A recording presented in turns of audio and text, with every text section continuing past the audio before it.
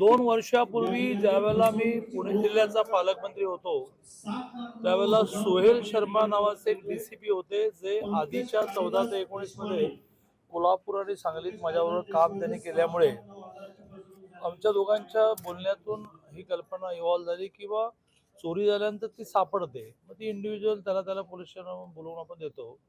त्याचा आपण एकत्र कार्यक्रम केला तर लोकांमध्ये कॉन्फिडन्स लेवल वाढते. का रे हरवलं तर ते सापडतं आणि मग पोलिसांबद्दलचंही पण एक प्रेम विश्वास निर्माण होतो. असा एक 2 वर्षापूर्वी कार्यक्रम झाला. 2 वर्षानंतर आता पुन्हा कार्यक्रम झाला. आज जवळजवळ 4 कोटीचा मुद्देमाल 300 जणांचा सापडला. म्हणजे 7,000 रुपयाच्या मोबाईलपासून ते हुडा कंपनीचे 54 लाखाच्या ऐवजापर्यंत सापडलेलं. त्याची प्रोसिजर असते, ते सापडतं मग ते कोर्टात हजर करायला लागतं, कोर्ट ऑर्डर करते. त्यामुळे त्याची ती किचकट आहे प्रक्रिया, पण ती पोलिसांनी केली आणि 300 जणांचा मुद्देमाल देण्याचा एक अतिशय अभिनव कार्यक्रम आज या ठिकाणी चालला आहे. जवळजवळ 3 चतुर्थांश कार्यक्रम मी होतो, आता थोडं जायचं म्हणून निघालो. मी पुणे पोलिसांचं खूप मनापासून अभिनंदन करेन आणि नागरिकांना या निमित्ताने आवाहन करेन की आपणही यापुढे आता अलर्ट व्हायला पाहिजे की एखादी घटना डोळ्याला दिसली, कानाने ऐकली तर ती लगेच कुठेतरी कन्व्हे करायला पाहिजे. फर्ग्युसन रोडला, जंगली महाराज रोडला मोठ्या प्रमाणावर फेरीवाल्यांमध्ये बांगलादेशी आहेत आणि आपण खुलेआम त्यांच्याकडून खरेदी करतो. आपण पहिला तर निर्णय करू की नाही, आम्ही यांच्याकडून खरेदीच करणार नाही. आम्ही पोलीस स्टेशनला कळू की बांगलादेशी दिसत आहे. तर सैफ अली खानवर हल्ला झालेला बांगलादेशी सापडल्यानंतर आता आपण सगळेच जागे झालो आणि त्यामुळे ड्रग्ज विषय असेल, जे विष आहे विष, अशा प्रकारचं मुलींना त्रास देणं असेल तर मला काय त्याचं असं न म्हणता आपण त्याच्यात धाडस घेऊन, तर रिस्क असते, मला मान्य आहे की तो ड्रग्सचा जो कोणीतरी एजंट असेल तो आपल्यावर हमला करेल वगैरे सिनेमा जाऊन पाहतो. पण पोलिसांनीच जोखीम घ्यायची का, त्यांना कळल्याशिवाय कसं होणार. आणि म्हणून मी नागरिकांनाही आवाहन करतो की पुढे यात आपण प्रोएक्टिव्ह पुढे येऊन काही केलं पाहिजे. दादा, तुम्ही बांगलादेशीचा मुद्दा उपस्थित केला. पुण्यात बऱ्याच ठिकाणी औद्योगिक क्षेत्र असेल किंवा हॉटेल्स असतील, फेरीवाले, याच्यात बांगलादेशींचं प्रमाण जास्त आहे. तर ते शोधण्यासाठी पोलिसांनी कोणती मोहीम हाती घ्यावी का? आता माननीय मुख्यमंत्री महोदयाने आदेश काढलाय. मुंबईत तर त्यासाठी बहुतेक SIT अपॉइंट झाली आहे. म्हणजे थोडक्यात खूप गांभीर्याने सरकारने विषय घेतलाय. आता आपली सगळ्यांची जबाबदारी आहे. तुम्ही जर दिवसभर भटकत असता बातम्या मिळवण्यासाठी, तुम्हाला लवकर सापडणारे कोण आहेत, फरीवाले, कामगार वगैरे, आणि त्या सगळ्यांची एकदा शहानिशा करायला लागेल. पोलिसांनी काय ड्राईव्ह ठरवलं मला माहित नाही. पोलिसांची एखादी गोष्ट ओपन करणं बरोबर नाही, पण त्याने ड्राईव्हच करायला लागेल. रांगेने अशा वस्त्या एरिया शोधत शोधत चल डॉक्युमेंट काढ. आता हे मला मान्य आहे की हे आयडेंटिफाय झाल्यानंतर त्यांना डिपोर्ट करणं म्हणजे पाठवणं ही पुन्हा खूप मोठी किचकट प्रक्रिया आहे.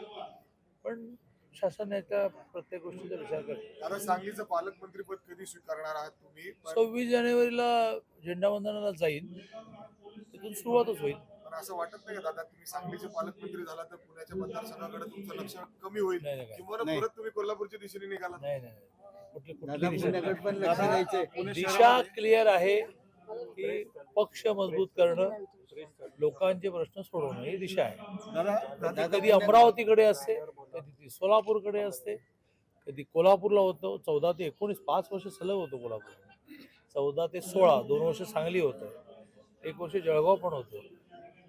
त्यामुळे मी माझं शासनातलं आणि संघटनेतलं जे स्थान आहे ते खूप आनंदाने न्याय देण्याचा प्रयत्न, काही द्या आपण त्याच्यात अभ्यास करून नाही द्यायचा. दादा, पुण्यातल्या कायदा म्हणजे जिल्ह्यामध्ये जर लीड बघितलं तर तुमच्या एवढं लीड कुणाचंच नाहीये. दादांचं, अजित दादांना ज्यांना पालकमंत्रीपद मिळालं त्यांना देखील नाहीये. त्याच्यावर काय? एकीकडे तुमचा परफॉर्मन्स चांगला असताना पुणे सोडून थेट तुम्हाला सांगलीला पाठवतो.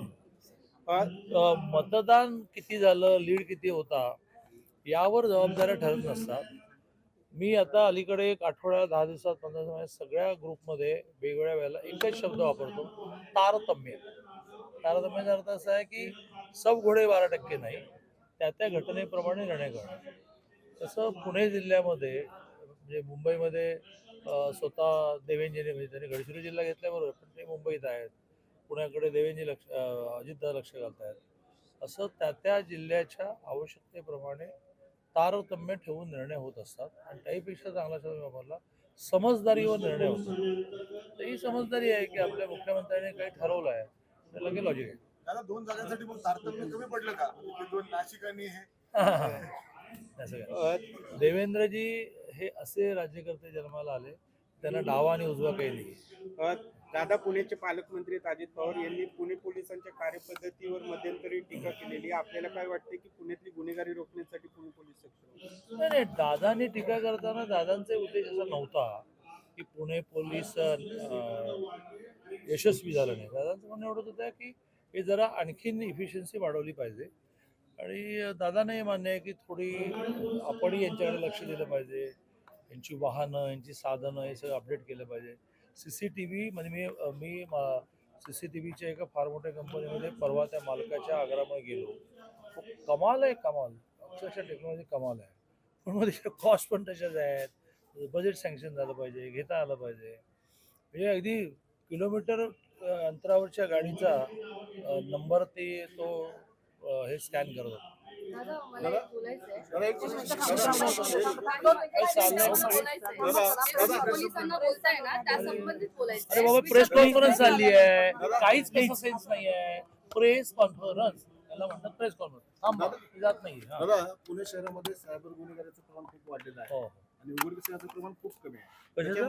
सायबर गुन्हेगारी. हो. त्याच्यामध्ये असा विषय आहे की पोलिसांकडे पुरेशी यंत्रणा नाही आणि त्यासाठी त्यांना निधी उपलब्ध होत नाही. तर आपण त्यामध्ये काय करू शकतो? यावर्षीच्या जिल्हा नियोजनमध्ये अजितदादांनी पोलीस डिपार्टमेंटला आवश्यक पैसे दिले आहेत. अजूनही 3 महिन्याचा कालावधी आहे आणि पैसे खूप शिल्लक आहेत, कारण मध्ये 2-3 महिने लोकसभा आणि विधानसभेची आचारसंहिता गेली.